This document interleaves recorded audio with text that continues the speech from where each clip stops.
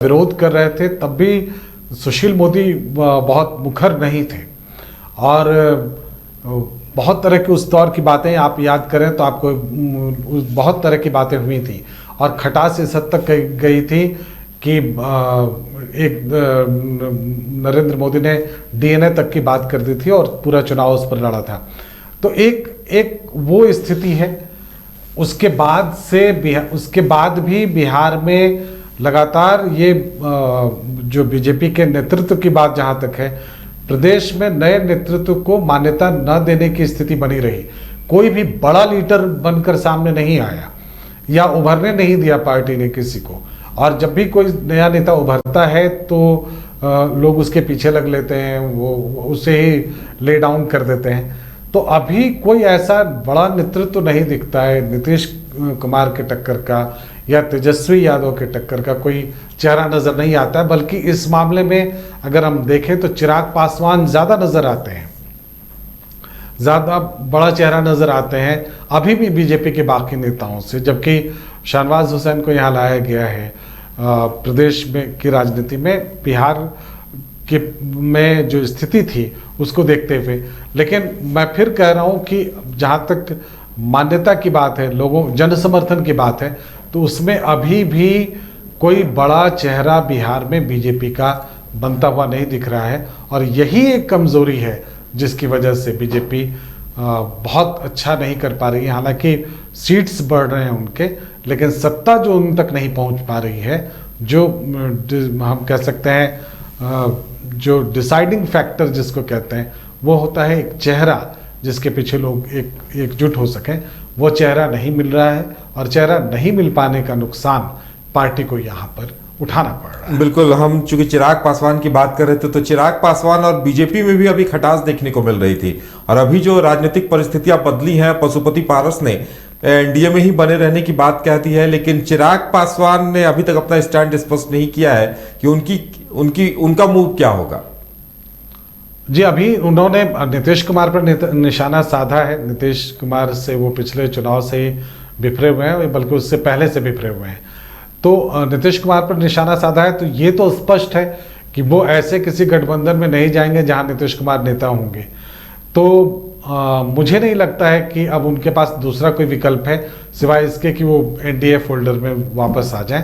NDA folder में आएंगे और फिर पशुपति पारस के साथ मिलकर किस तरह से वो पार्टी को चलाएंगे, ये एक देखने वाली बात होगी।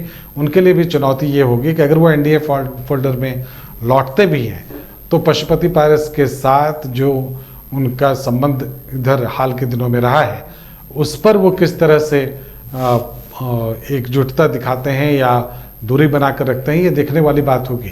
तो चिराग पासवान के लिए भी एनडीए फोल्डर में जाना थोड़ी मुश्किल वहाँ पर भी है, लेकिन नीतीश कुमार के साथ खड़ा होना ये और भी मुश्किल है शायद उनके लिए।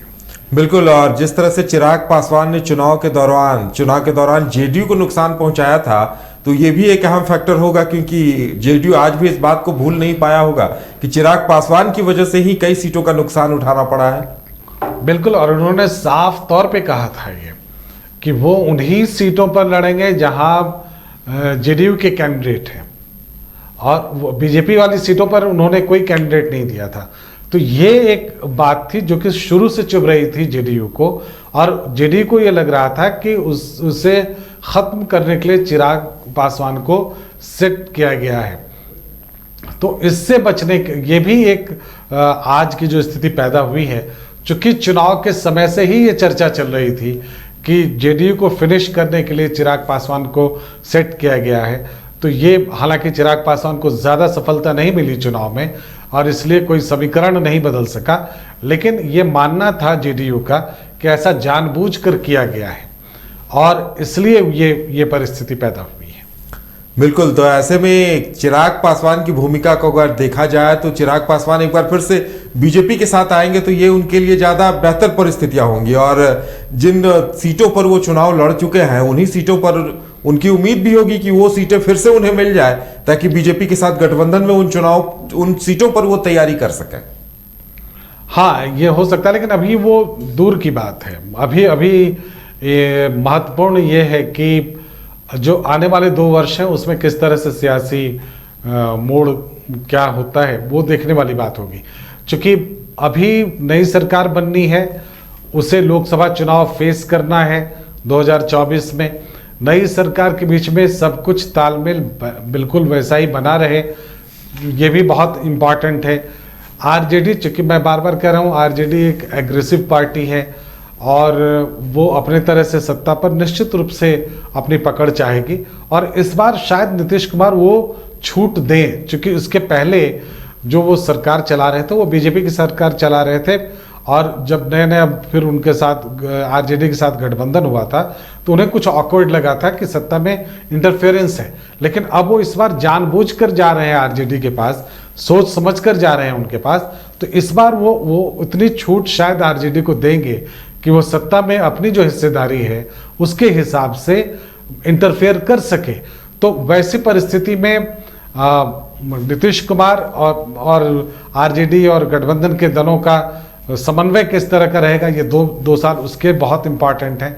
और इस बीच में बीजेपी क्या मूव लेती है ये भी देखने की बात होगी, क्योंकि अब इसमें जो 2-3 दल मिलेंगे तो कुछ नाराजगी भी दलों के बीच होगी, और उसमें बीजेपी की सेंधमारी होती है या नहीं होती है ये भी देखने की बात होगी। बिल्कुल, देखना तो काफी दिलचस्प ये भी होगा, क्योंकि आरजेडी की जो स्थिति है काफी मजबूत है, सिंगल लार्जेस्ट पार्टी है, 79 सीटें आरजेडी के पास है, नीतीश कुमार के पास 45 सीटें हैं वर्तमान में। तो ऐसे में कहीं ना कहीं सरकार पर हावी भी रहेगी आरजेडी, और नीतीश कुमार का वो कद भी नहीं रह जाएगा जो इससे पहले हुआ करता था।